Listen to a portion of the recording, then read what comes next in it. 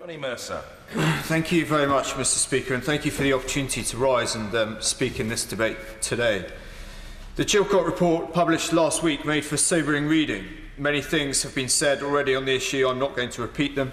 And the chief protagonists at the time have received their, in my view, fair criticisms. I have the fortunate position of having been in the army at the time of the Iraq War and now a member of this place. I did not serve in combat in theatre. My theatre was another unpopular war in Afghanistan. At the time of the Iraq invasion, the army was a strange place to be, particularly if you were just beginning your career. It is difficult to be positive about a mission when over 1 million people march against your deployment just before you go. But it is testament to the character and professionalism of the UK Armed Forces that the initial operation was the success that it was, despite cruel losses, including from my own regiment on 23rd of March 2003, when Ian Seymour, Les Hayhier and Welly Evans of 29 Commando were killed on the insurgent into southern Iraq. But what happened following the initial operation in that country and for the following 7 years, perhaps indeed right up today, has been a tragedy for Iraq. I visited the country last autumn and met with the current president. It remains a place of extreme violence, heavy corruption and deep division.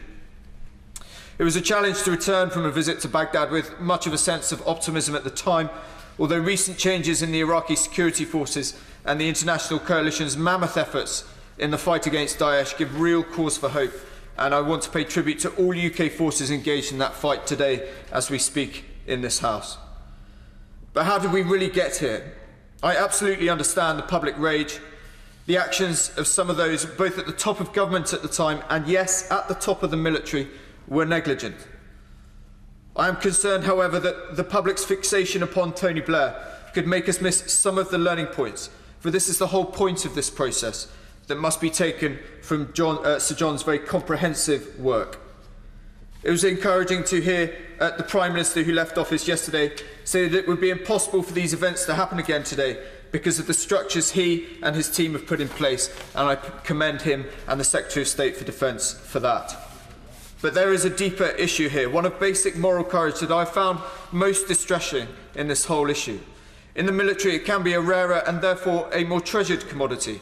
In an organisation configured to imbue and nurture physical courage in the face of the enemy, that ability to stand up for your men in the face of a seemingly unstoppable sequence of events, to speak truth to power, is an integral part of the military's duty to this nation. We drill it into our subordinates, we preach it to anyone who will listen. So where was this courage in the build-up to this disastrous war? It is inconceivable to me to allow political administration in this country to hamper preparations for war because it did not politically want to be seen to be doing so. It is inconceivable to me to allow soldiers out of patrol bases into contact with the enemy without body armour, not as a tactical decision or a result of enemy action against a supply route, but simply because of bad planning. It is inconceivable to me to continually allow patrolling in snatched Land Rovers when they were known to provide no protection whatsoever to our men and women against a well-known and obvious IED threat. But yet these things happened, and they directly cost UK military lives. And in this almost visceral fixation of hatred upon Tony Blair, these lessons must not be missed, lest we do a further disservice to our men and women who serve. The Prime Minister does not make tactical decisions. She does not plan logistics. She is advised by those who do. I cannot, in all honesty, conceive of a time I, as a very junior and very insignificant commander in another unpopular war in Afghanistan, would ever sanction an operation knowingly lacking in the equipment required to protect my men from a threat I clearly knew about, because I wasn't prepared to say no. And I find it hard, as do many of my cohort, to understand why it was the case in this instance. And yet we did. We as a military betrayed the individuals who lost their lives in this conflict as a direct result of equipment shortages. And that is the point for me that really sticks in the craw from all this. The political arguments, the strategic comings and goings will be debated ad infinitum, and so they must, to ensure that we do not make the same mistakes again.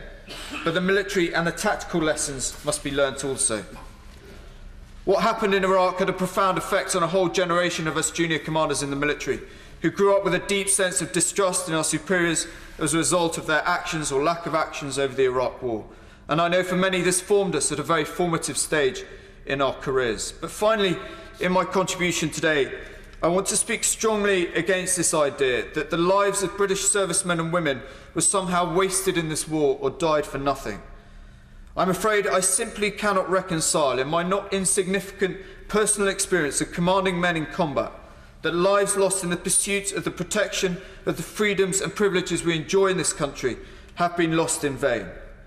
For the families, many of whom I know intimately, nothing, no mission, no cause can be worth losing a loved one. But as a soldier, I feel I must represent the intimate conversations we shared, the deep motivations we fell back on to get through yet another day in the sweat, heat, blood and dust of these recent wars. For we soldiers are drawn from all backgrounds, race, religion, colour and creed. We all have different views, usually much more informed than anyone gives us credit for, and no doubt crafted from each of our own personal experiences. But we wear one uniform, with one Union Jack on our sleeve. We sign up to the same core values to protect this nation in exactly the same traditions of the immense sacrifices of our forefathers, who wore the same cap badges under the same flag. The truth is, when a soldier leaves his patrol base in the morning, he is not thinking about how his particular contribution that day will help advance the cause of Iraq's future prosperity or Afghanistan's place in the world. He's not thinking whether we should have believed a dossier about weapons of mass destruction or whether he's going to stumble upon Osama's house in downtown Sangin. He's thinking of calling his wife later. He's thinking of covering his arcs and trying not to blink in case he misses something. He's making sure he's got some spare batteries for his radio. He's more frightened of letting his mates down than he is of the enemy. He's more focused on doing his section, his platoon, or his battalion proud than whether or not he should be there in the first place. And in these endeavours, he is showing that courage, that fortitude, that resilience, and that commitment, that discipline, that humanity that we all aspire to on the most revealing stage of all, warfare, where norms do not exist and brutality and raw human emotion is everywhere. We aspire to these things because they are good, because they are noble, because they are to be desired. And these young men and women made these sacrifices demonstrating these qualities that makes those of us who witness it and are lucky enough to return refuse to remember as futile. For they did make differences. They saved comrades' lives through their bravery. They shielded civilians from a brutal enemy intent on showing the very worst of humanity. They improved individual communities and made them safer and better. Okay, on a strategic level, overall, perhaps no, but it wasn't all a waste. So that courage, that resilience, that discipline, that commitment, that is what we must remember from these conflicts too. It cannot and must never be forgotten, for that would be an even greater betrayal than the ones we see laid out in this report. They are not wasted lives. They were engaged in noble pursuits in the generational struggle of our lifetime. As in the First World War, the Second World War and conflicts since, these privileges that we enjoy, these freedoms we exercise, do not come cheap. So, Mr. Speaker, in conclusion, let's learn these painful lessons. Let's not fixate on Tony Blair. He is yesterday's man. Let's not commit to things we cannot fulfil and pass the buck to the lower end of the command chains to simply work it out. Of course. I thank the Honourable Member for giving way, and I thank him also for his very powerful speech, because one of the things that has always worried me about the debate on the Iraq War has been the military as victims. As victims who were forced to go and fight when in fact they absolutely trained and wanted to do so. But what they didn't want was bad equipment. And what they don't want today is bad equipment. And does it not behove this House and its members to be much more interested on a daily basis with what we are providing our service personnel with, rather than just focusing on past decisions? Absolutely, and I thank my honourable friend for her intervention. I think that we have come an extraordinarily long way in this process. The processes at the time were simply unacceptable. I think that under this government and previous ministers of state and this minister of state as well, we've made real progress. But you're absolutely right in that we don't want sympathy. We want a little bit more empathy in understanding what we're doing. But there is sometimes too much sympathy. We sign up, we're proud to go and do so. But absolutely, we do not expect to be ill-equipped to do so or to be part of a mission that is ultimately badly planned and resourced. So let's never lose the courage to speak truth to power, no matter our rank or position in life. Let's remember, finally, the humility. Let's remember with humility the courage and sacrifice of our servicemen and women in Iraq. And let's make sure we learn the lessons.